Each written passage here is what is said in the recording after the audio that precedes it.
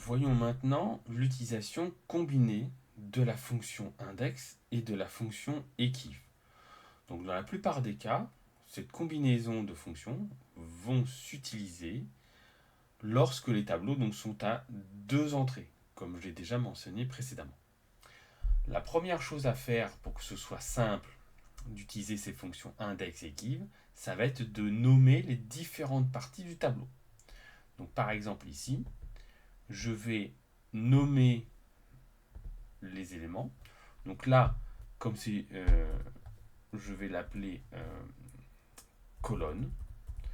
Alors pourquoi je l'appelle colonne? Parce qu'il va me permettre d'obtenir les numéros de colonne du tableau central qu'il y a en dessous. Ici, je vais l'appeler ligne. Pareil, je l'appelle ligne parce qu'il va me permettre d'obtenir les numéros de ligne du tableau qui se trouve en partie centrale. Et enfin, le dernier, je vais l'appeler centre parce que c'est la partie centrale du tableau.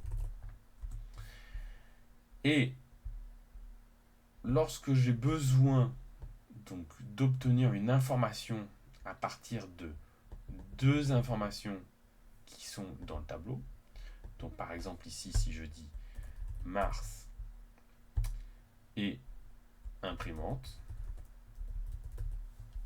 d'accord, donc je dois obtenir mon information à partir de ces deux informations qui me sont données. Je vais pouvoir écrire ma fonction index et equiv.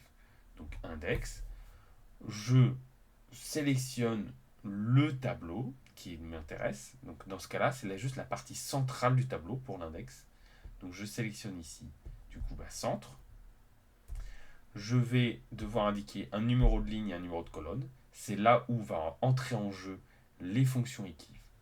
Donc pour ça, je vais imbriquer une fonction equiv dans la fonction index. La première fonction equiv va me permettre d'obtenir le numéro de ligne de mon tableau central. Donc là, celui qui peut me permettre d'obtenir le numéro de ligne, c'est évidemment mon tableau que j'ai appelé ligne. Dans ce tableau ligne, je vais chercher une valeur. Cette valeur doit se trouver dans le tableau. Donc c'est une valeur parmi clavier, souris, écran, imprimante, casque. Donc là, ici, c'est là où j'ai écrit imprimante. Et enfin, il me faut indiquer de quelle manière va se faire la recherche. Donc là, je dois trouver exactement le mot imprimante.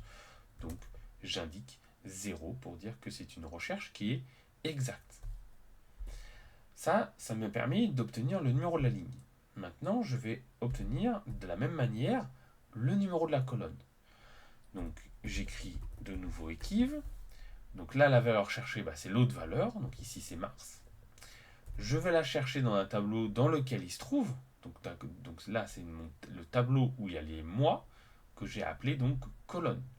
Parce que ça me permettait d'obtenir les numéros de colonne de mon tableau central.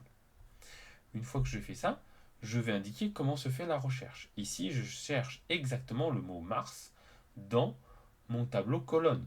Donc du coup, je vais faire une recherche qui est exacte.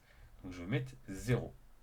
Et là, j'ai fini mon écriture de mon equiv.